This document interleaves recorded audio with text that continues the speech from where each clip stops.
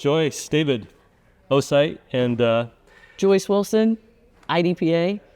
Awesome. Pleasure to meet you. They call me things like president. I guess I'm technically that, but I like to refer to the term executive director. Mm-hmm. That's been most familiar for the most years. And actually the one I prefer the most is chief cook and bottle washer, because, you know, we're all a team, and I need to be part of that team. Awesome. So Sounds like you're a very good leader.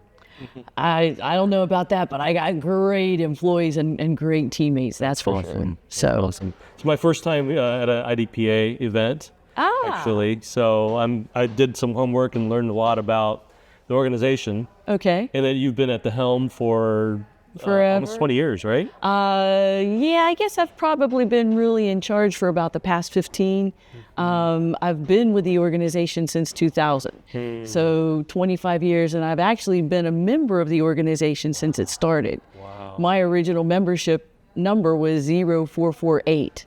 0448. Wow. One of the first 500. Wow. So, and my first safety officer class was with Ken Hackathorn, who was one of the original founders of IDPA. Mm-hmm. So yeah, I've been around. I don't compete much anymore, just simply because, you know, it's more important for me to be able to visit with participants and vendors and so forth. And my staff, Mandy Bachman and Kitty Richards, both shoot.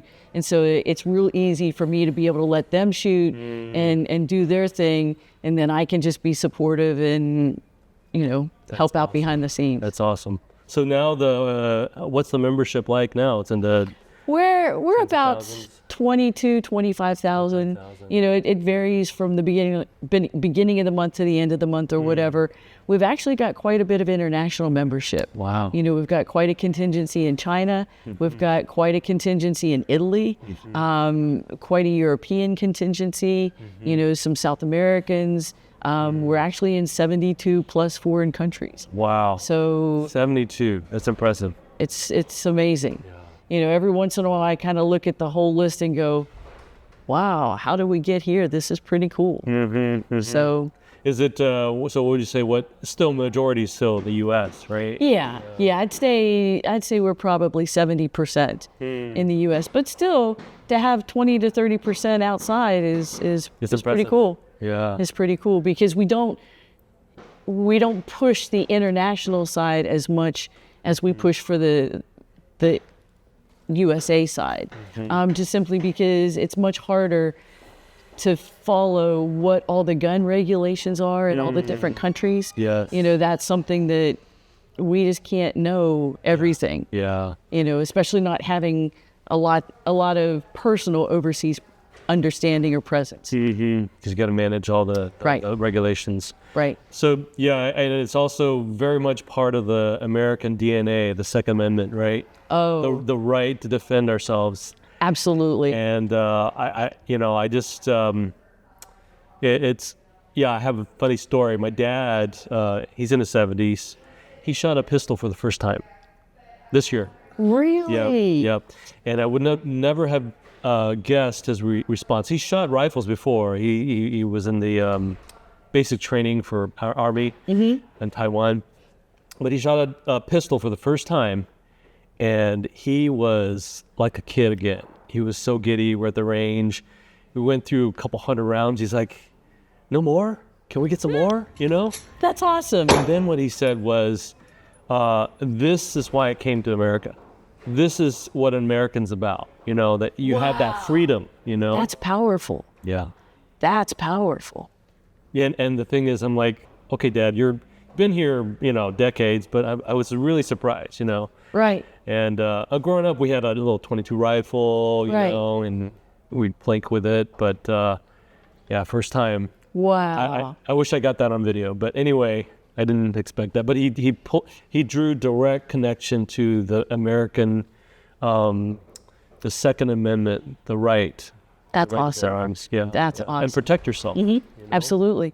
Absolutely. And, you know, for me, I was 34 years old the first time I fired a handgun.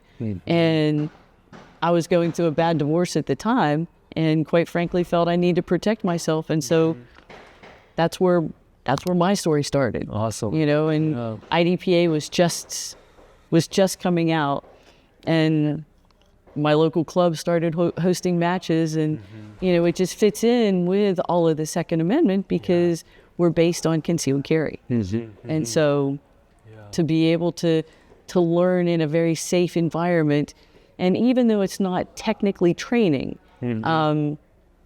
it helps promote those gun handling skills and those habits that you would need if you got into a situation. Shooting around cover, shooting around vehicles, room clearing, things of that nature. I mean, it's not something that you'll get that if you go to a class, but you wouldn't learn that just on your own per se. And so this is a safe, fun way with like-minded friends, to be able to go out and learn a potentially life-saving skill. That's awesome. I mean, I know so many of my friends, they have pistols, they have firearms, but it's in a safe. They don't use it. They're not proficient. And I think in a urgent situation, they probably wouldn't even think, Right. And so I think, IDPA is a wonderful organization to help people be proficient. Yes. The hard part is getting the word out, developing new clubs and, really getting people out and getting people to the range. Because a lot of times, especially women, don't want to go by themselves. Maybe they'll go with a girlfriend, but if neither one of them know anything about it, then they're intimidated. Sometimes they get the impression that guys are going to be tough and, kind of condescending or whatever, which I don't see that happening nearly as much as what it would have maybe 30 years ago.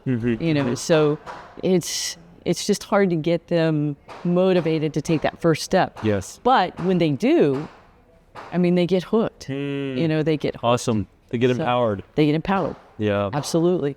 And I do a lot of traveling by myself, and I wouldn't think of going anywhere without a handgun. Simply because being a little smaller framed and being a little older, my equalizing force surely isn't strength like this. So the only thing I've got potentially is to protect myself in another way. And granted, the first line of defense is to stay away from a situation like that. But things, as we've seen recently, can happen anywhere, anytime. So you've always got to keep your head on a swivel, keep your wits about you that anything can happen anytime, and just be prepared.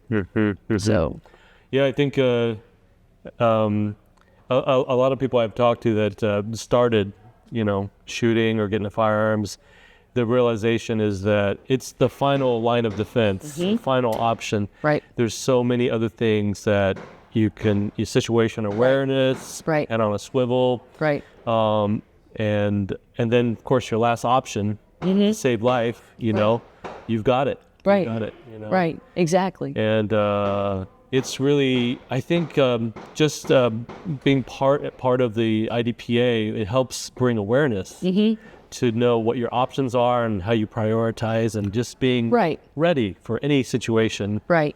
And of course, running is always the top, right? If you can get out. Right, if you can. Exactly. It's not all cowboy, Hollywood, Exactly. And, but having options it's like, why wouldn't you wear your seatbelt or your airbag? Exactly. It's like, what? Exactly. That's what it is. That's what it is. And it's a right. Exactly. Not many things are rights. It's exactly. American right. So, I find it very impressive that the IDPA is the only women-run, female-run organization, right? True. And True. I think that's wonderful because it will draw in. It's more approachable, I think, right? We hope so, yes. It's interesting because we've never really pushed that on the PR side because, I guess women have this thing, we just get shit done, and so we just do it, manage the sport and manage lots of different assets and whatever of the sport. But yeah, it's the only paid employees are female. That's awesome.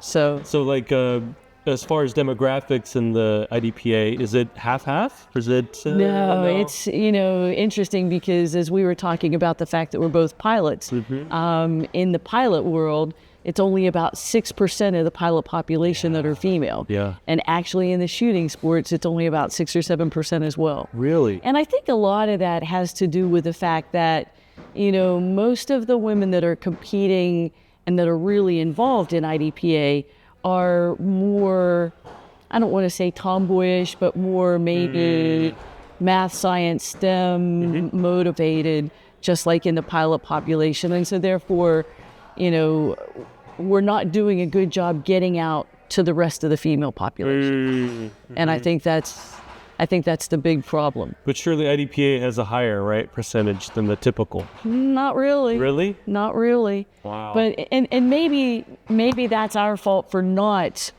pushing and doing more publicity. We don't do a lot of publicity on ourselves. One thing that Bill Wilson, my husband, who is the original founder of IDPA, years and years ago when I was kind of taking the reins from him, one of the things that he mentioned to me is never make it about you. This sport isn't about Joyce Wilson. Yeah. This sport isn't about Bill Wilson. That's awesome. This sport is about IDPA. And so taking that to heart, I've never tried to make it about a female, or my staff who are female. It's just IDPA. And we've probably done a little bit of disservice about that in not promoting more women. We've been in contact some with like A Girl and a Gun and the Well-Armed Woman, Shoot Like a Girl, some of these female-centric organizations. But again, we probably haven't done enough pushing, with that. But they've got their own kind of agendas and, objectives in their organizations as well. So we still need to do a better job with women and with juniors, because obviously our demographics are actually a little older. I mean, our mean average competitor is probably between 45 and 55. Wow. So if we don't get some younger kids involved, I don't know what they call the new generation, Gen Z or C, A, B, C, I don't know. Alpha, yeah, exactly, whatever it is now. But if we don't start getting some of those kids involved, and I hear they're interested in guns, so it's just a matter of getting them outside and exposing them to the shooting sports so that we can continue this on for the future generations. So what do you see IDPA in the next 5-10 years? Do you have any goals, vision that you want to... basically trying to get to more females and more juniors, and the hard part too is trying to figure out exactly what the new marketing programs are. For so many years, the first 20 years of IDPA, it was print, it was a little bit of media, some television and things like that. Well, that's kind of gone by the wayside. Once we hit the pandemic and everything kind of moved inside, and then we went to more social media and influencer.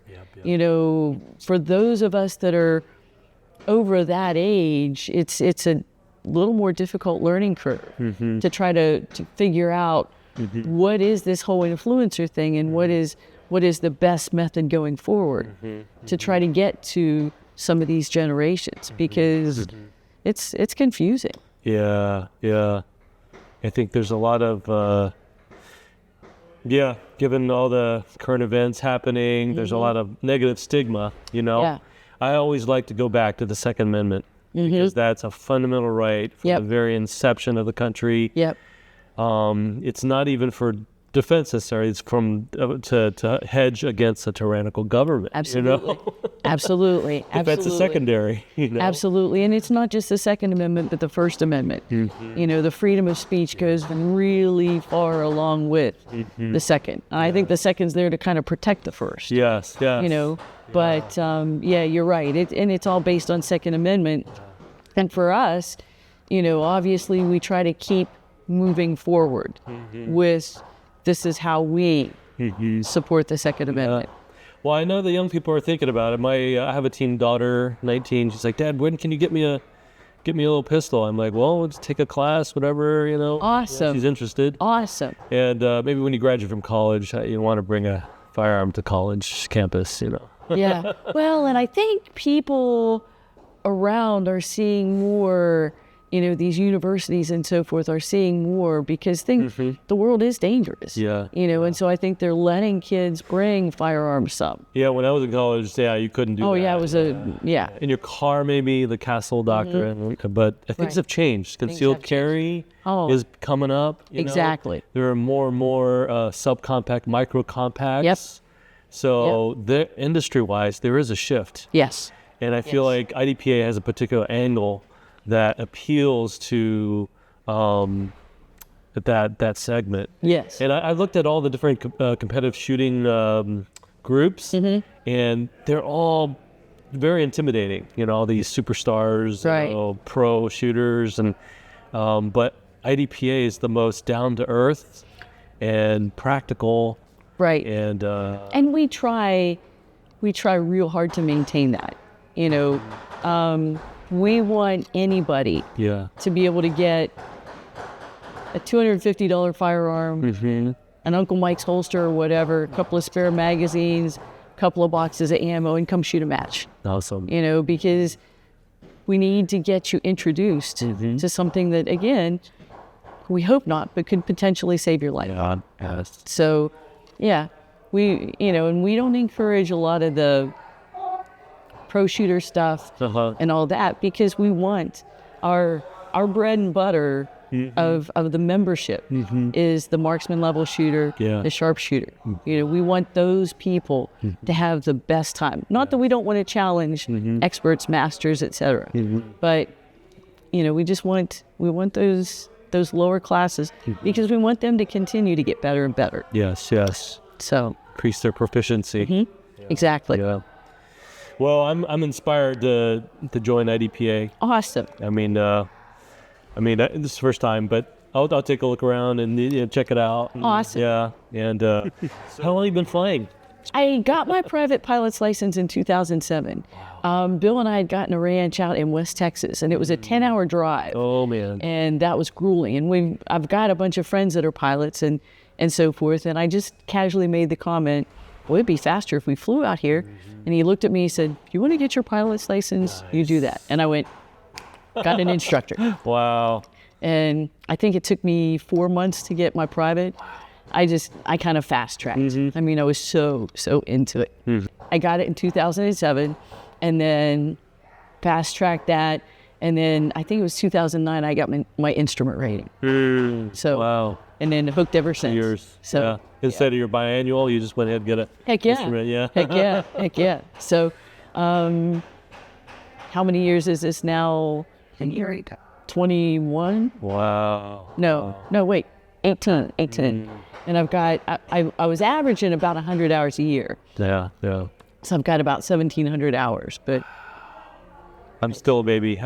I started 5 years ago during the pandemic, but I'm averaging about 200 a year. Oh, that's awesome. Between helicopter and fixed wing. Oh, that's awesome. Yeah. I try to fly whenever I can. Yeah. Yeah. Yep. My dad's still on the East Coast, so I'd fly to Georgia. Awesome. On the East Coast. Awesome. Yeah. Yeah. So I'm a baby pilot. I just started 5 years ago. With a helicopter too? With a helicopter. I started with a helicopter. A home built. That's so cool. Yeah. That is so cool. And the story is my grandpa, after World War II, he was flying Tigers. He went to Phoenix, went to the company called Rotorway, and he looked at the factory. It's a kit factory, but he brought all the marketing stuff back. I was like 10 years old or something. Anyway, I ate that stuff up. I memorized all the details, all the kids were just I was there dreaming about flying a helicopter. Wow. So how long did it take you to build? So 40 years later, it took me about 8 months. Oh, that's not bad. No, it's more assembly than fabrication. It's faster than building a plane. Yeah. That's so when I cool. finished, the company hired me out in Phoenix. That's why I moved out to Phoenix. Oh, how cool is that? Yep. So I trained in it. I had some CFIs that were brave enough to get into my helicopter and train me, and then I did my check ride in it too. Oh, that's spectacular. Yeah. So the COVID thing was great because I just spent my days out there in the hovering and practicing and stuff. Oh, how awesome is that? Yeah. That's a cool story. That's Well, a good tell me hobby. about Osight. Well, Osight, we started in January, launched the brand, launched two. Brand new then. Yeah, we just started. And it's a wholly owned subsidiary of Olight. You know Olight? Have you ever seen it yet? I've heard of Olight. Flashlights. So this company was formed just to focus on red dots, you know. And at SHOT Show, we launched two products, the X and the S. And the unique thing is that they have a rechargeable cover. You know, so you don't have to change out the That's battery, cool. lose your zero. It also has I don't have one here, but a power meter that shows you exactly how much battery's in it. So it's pretty smart. Oh, that's cool. Yeah. Yeah, and red dots are king. I mean, I forget the exact number here at this match, but it's almost half the competitors were shooting a red dot, Wow, that's impressive. which is huge. Yeah. Because there's only basically carry optics that's red dot available. So the whole thing about the red dots, I've been studying the history of it, is that they used to be so expensive. It's more than a firearm. It's like you have to have money to play with red dots, but it's become more and more accessible to people. And we just took it down another level, made quality optics available for everyone. And the thing is, it's proven, you know, the grouping, your groupings are smaller. You just have to retrain. You probably found a lot of the older demographic, they still prefer the irons, right? Because that's what you know, right? Kind of, but they're going more and They're more starting to red dots. There's a shift. Because for those of us that are older, you know, as we age, our eyesight changes. And so, you know, I wear contacts to try to correct mine pretty well, but still, you can't see that front sight nor that target. But the red dot is really an equalizer in helping out. That's awesome. With vision. That's so awesome. I think, you know, there's a definite learning curve, and most people are going to take a couple thousand rounds or more of basically one-shot draw repetitions to be able to find that dot, you know, right after the draw. But once you make that transition, you know, then you're right. It's definitely better groups, and because you can see exactly where you're going to hit. So what do you have a red dot on your carry? What do you carry? I carry an EDC X9, one of the Wilson combat guns. I do not have a red dot, simply because I haven't done the amount of practice I need to do that. Yeah. And plus, for me, of course, I don't have a gun on right now, simply because we're live fire at the range. But I like a closer print, you know, closer in, and right now I just don't have a holster for it. cut for a red dot. So. But And I'm a little traditionalist. Is the X9, does it have an optic cut? See that? Yeah. I know that's really terrible. The bad part is I shoot what Bill We gives cut that me. out. It's okay. Yeah. Well, you can put that in there. Okay. Yeah, I shoot what Bill gives me. Sometimes I look at it, sometimes I don't. Yeah. You know, the good thing is it's a 1911 platform, which is what I'm most X9? proficient with. Yeah. Oh, cool. I have to check it out. Yeah, EDC X9's in.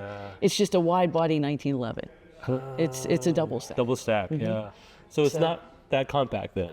It is. It is, It huh? is. It's a 4-inch barrel, or 3.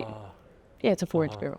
So it's pretty compact. I mean, if we want to cut, and I could go get it or something, but Yeah.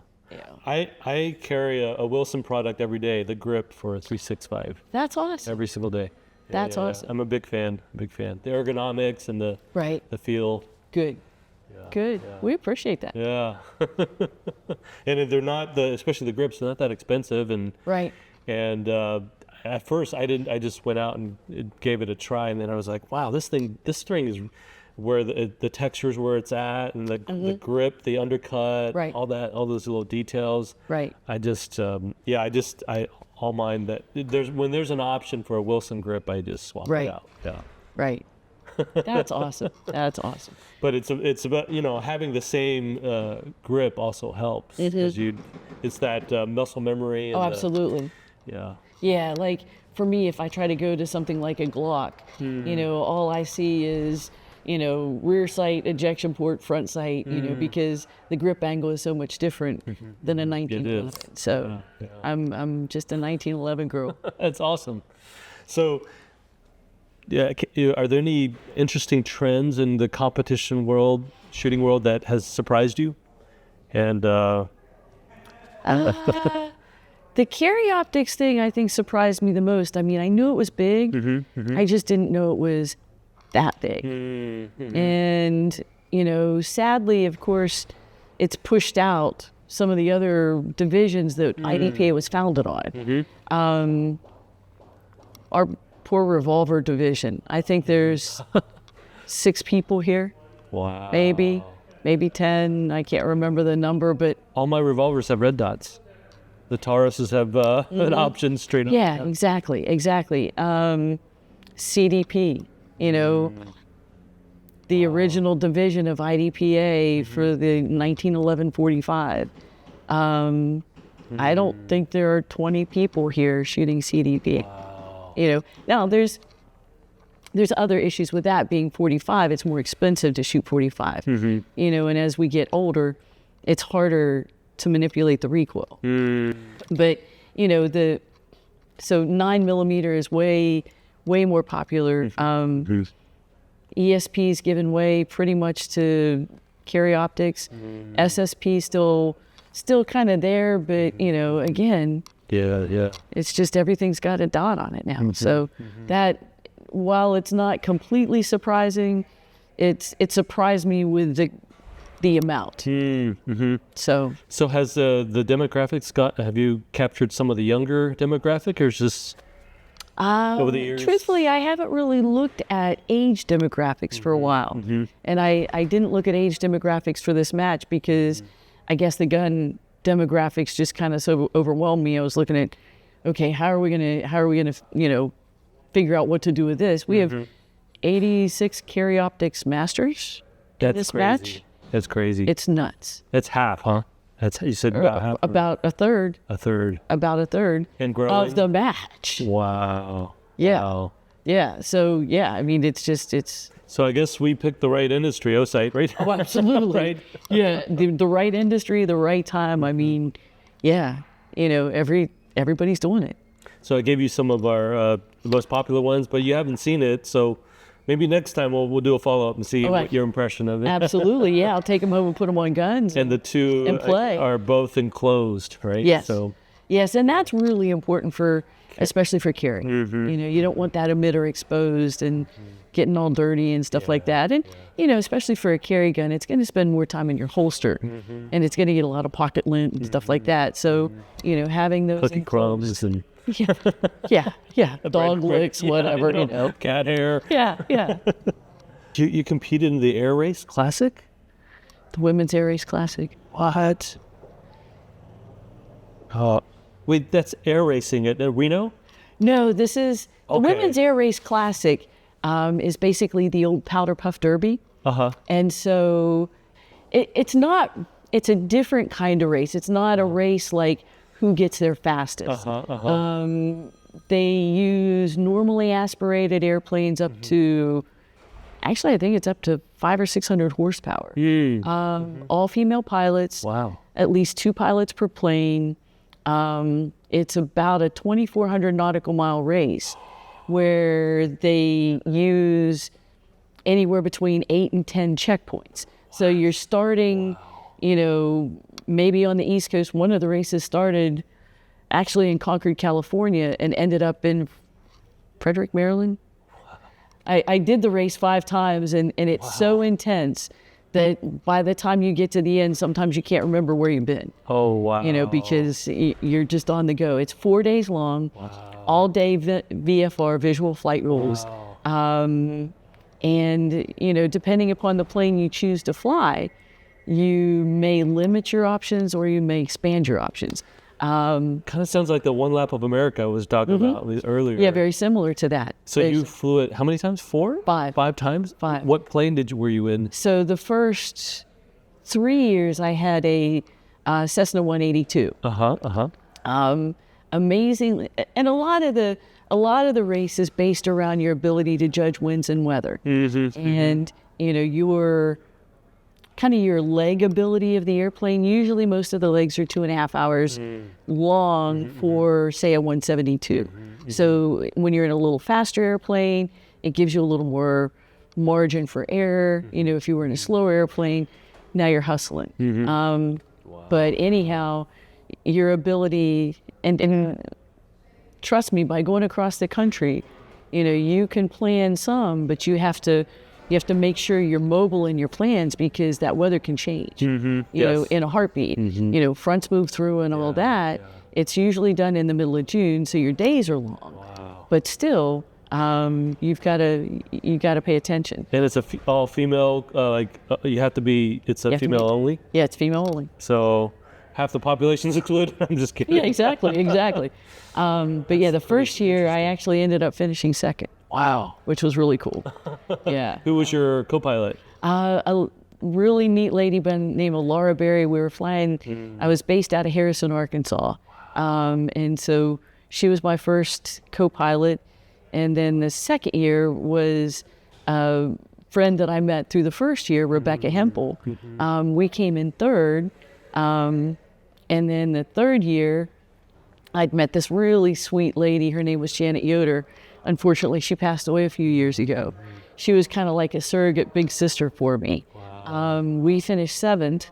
And then the fourth year, I had met another lady who's a really good friend, Diana Stanger. We flew in her Cirrus, an SR-22 normally aspirated. We were just kind of getting it together, so we didn't do very well with that race.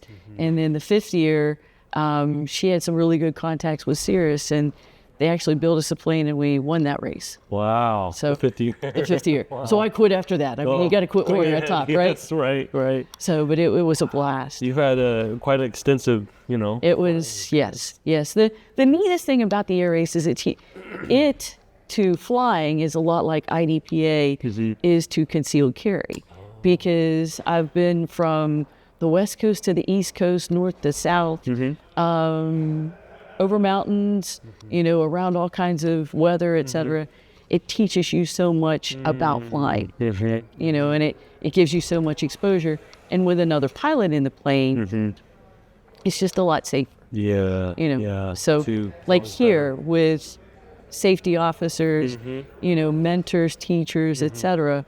You can learn so much. Yeah. And so you just take each situation and learn from it. Reminds me of the lady that set the world record for circumnavigating in a helicopter out of UK. Oh, wow. Yeah, so she flew around, and then Guinness Book of Records, they said, well, that doesn't count. You had someone with you who was a pilot, even though they didn't touch the controls, a safety pilot. So she did it again. Wow. I know. Wow. And then a few years after, she flew north-south, which is much more challenging. Oh, yeah. And she actually had 2 attempts. First attempt, she was in Antarctica, had a whiteout situation, crashed, survived, and she went and did it again. I forgot her name, but it's impressive. It's very impressive, yeah. Wow. So a lot of kind of similarities with these kind of hobbies, right? Yes. Shooting, flying. Yes. It's about getting involved and the community, connected with people with like-minded. Right. And I think one of the things for women is it's getting out of your comfort zone. Yes. You know, not so much today, because women today, and especially the girls that are growing up now, are way more exposed to things. There aren't such defined male and female roles. And so, you know, back when I was growing up, you just didn't have women in a lot of these kinds of events or whatever. So it's really opened up. It's really opened up. It's really opened up, and it's exciting to see what's out there for the future. Maybe a final thing is, if you weren't leading IDPA, what completely different career could you imagine be doing? Well, by training, I'm an audiologist. Audiologist. Ears. Oh, cool. Yeah, so that's actually what I was doing when Bill and I met. I was running a hearing conservation program at a steel mill in West Virginia. So, yeah. So I probably would still be in audiology. Hearing protection. Hearing aids, and hearing testing and all that kind of stuff. Cool. But, yeah, outside of that, or I mean, dream job would have been a pilot. Yep. But, you know, it's it's interesting because I think I've always been a believer that we end up where we're supposed to be. Yeah. And so, I do. you know, for whatever reason, this is where I was supposed to be and this is where I am. No, that's awesome. You know, it's, Yes. I'm very blessed. Very, very blessed. Well, Joyce, thank you for your time. Oh, no, What a thank you. privilege to talk with you, sit down and chat about all kinds of things today. No, this has been awesome, and I look forward to all the cool stuff that you guys are going to be doing with Osight. We're going to keep doing it. Oh, absolutely, absolutely, and I can't wait to put my new presents on on a couple of guns at home. And Yeah, if you need any help, just let me know. absolutely, We can help you. No, and I'm kicking around, maybe training up a little bit, and maybe shooting next year's match. Now, don't hold me to that, but who knows? We'll see. There's some of the firearms are pretty less kick. Mm-hmm. It's, exactly. It's the subcompacts or microcompacts that are.